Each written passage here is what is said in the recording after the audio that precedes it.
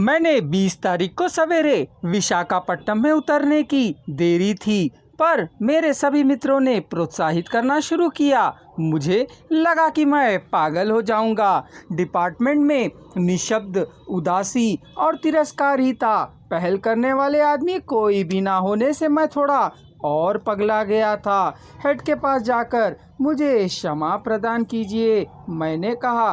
गो get out रास्केल, कहा। मुझे गुस्सा हो आया। मैं बिफर पड़ा, कहीं काबू से हट ना जाऊं, इसका डर भी लगने लगा। हेड की बात नहीं सुनी, वहां से चला नहीं गया। चले जाओ कहा, वही मेरा तिरस्कार था।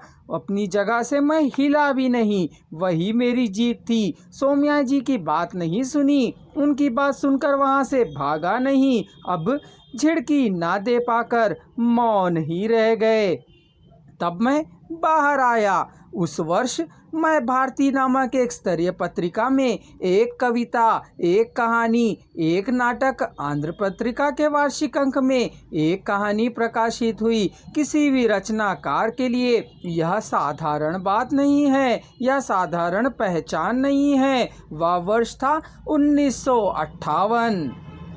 मैंने अपने किसी भी गुरु से वह गौरव प्राप्त हुआ है कि बताया नहीं। तेलुगु डिपार्टमेंट में इतना दुर्लभ प्रतिभा संपन्न का होना हम सभी के लिए गर्व का कारण है। कह राजकोंडा विश्वनाथ शास्त्री ने बड़े आदर के साथ मुझसे पहल की थी, मेरी प्रशंसा की थी। वह सब तेलुगु विभाग के वर्ष के अंत के कार्यक्रम में हुआ था। उस कार्यक्रम में सोम्या जी, शास्त्री और राव उठकर चले गए।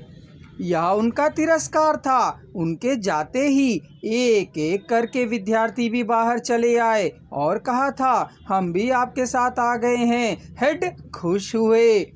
लोगों को चले जाते हुए देख विश्वनाथ शास्त्री मुझे हेड के पास ले जाकर, यह आपके विभाग में सच्चा मोती है, कहा। बड़ा आया है प्रतिक्रिया में, कहा। बाहर से आकर यह लोग तुम्हारी जिंदगी बर्बाद कर देंगे, कहा उन्होंने। करने दीजिए सर, मैंने हल्के में लिया।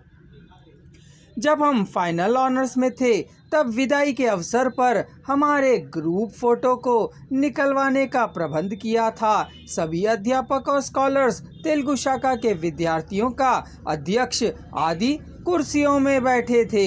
मैं यूनिवर्सिटी के यूनियन का कल्चरल सेक्रेटरी था। मुझे इस हैसियत से कुर्सी में बिठाना था। उनमें से किसी ने भी मुझे कम से कम बैठने को भी नहीं कहा।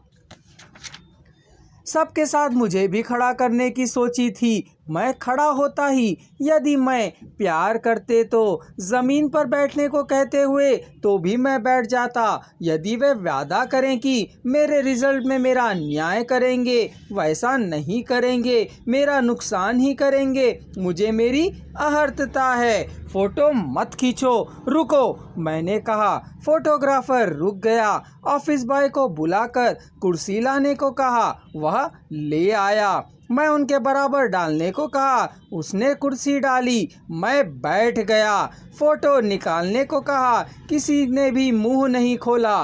फ़ोटो खींचने के बाद, सबके चले जाने के बाद हेड ने कहा, मैं यूनियन कल्चरल सेक्रेटरी हूँ।